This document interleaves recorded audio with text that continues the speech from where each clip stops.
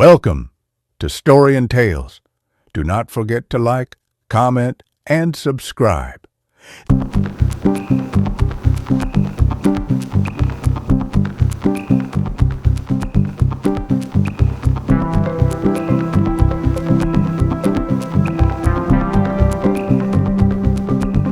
They say the most dangerous man is the one with nothing to lose, but they were wrong. The most dangerous man is the one who remembers everything and says nothing. He arrived at night, wet, tired, with a cracked leather notebook and eyes that had seen too much.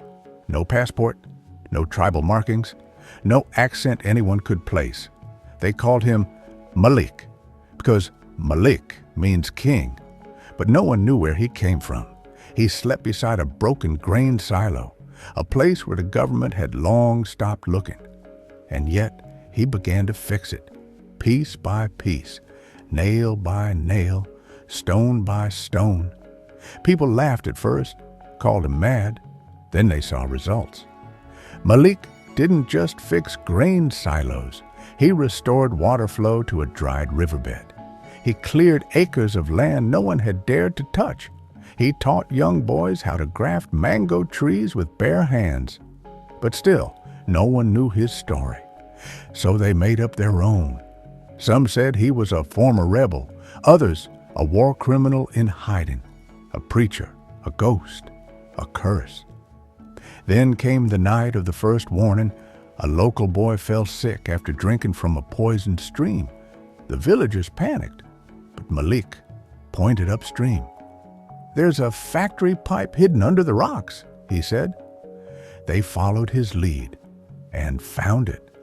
A foreign company illegally dumping waste. It was shut down, quietly, but not before the government noticed. A convoy arrived. Minister Saifa, his cameras, his guards, and his wife Amma. Amma was not a woman used to being ignored, but Malik did not flinch when she stared. He didn't even blink. She smiled and planned.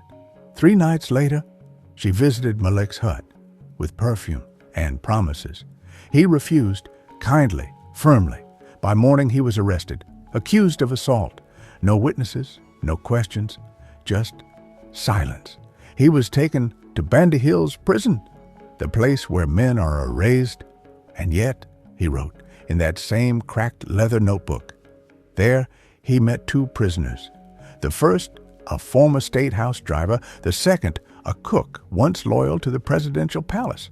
Both had dreams. The driver spoke first.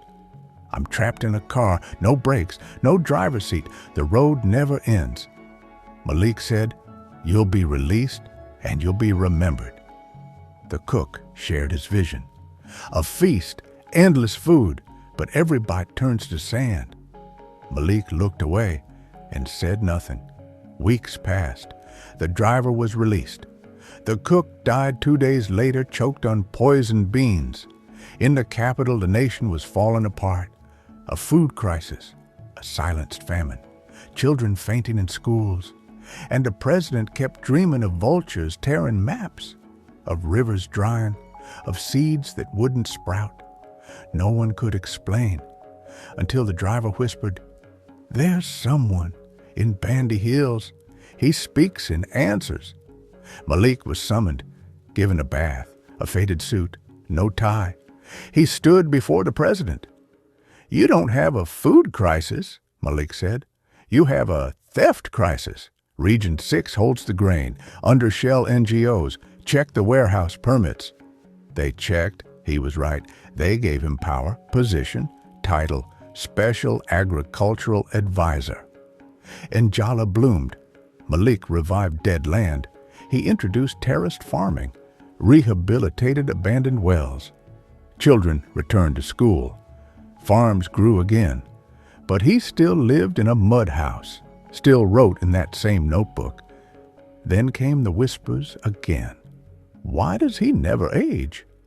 Why doesn't he own anything? Who taught him all this? A journalist named Nena came to investigate. Sharp, brave. She watched him for weeks, then finally asked, "Who are you?" He said nothing, just handed her a single page torn from his notebook. It read, "I remember what they forgot." She didn't understand yet. Then came the second twist. One morning, government agents found a hidden seed vault underground built under the old Najala church. Inside, drought-resistant grains. Stored for years, no fingerprints, no cameras, only one label, "For the famine that will come." Signed, M. The president was shaken. He asked Malik, "How did you know?"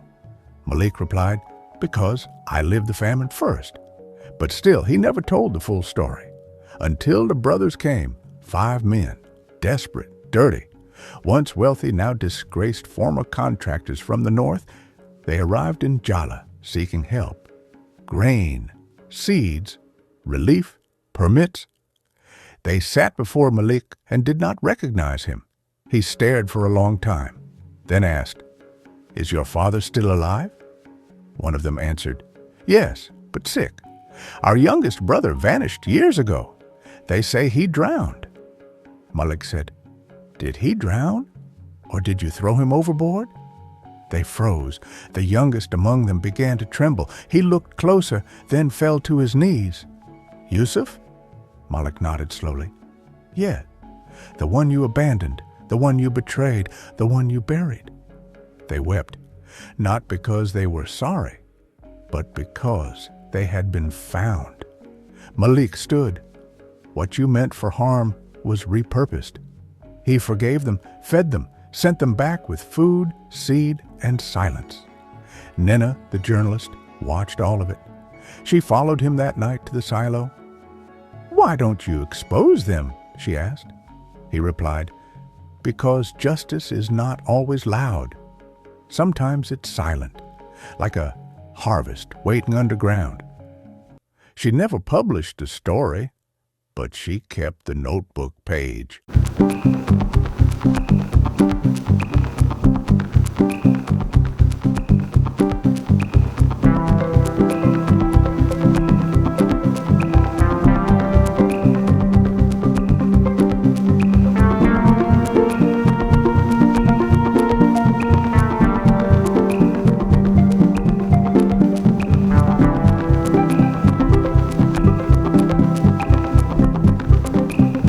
Don't forget to subscribe and see you in the next video.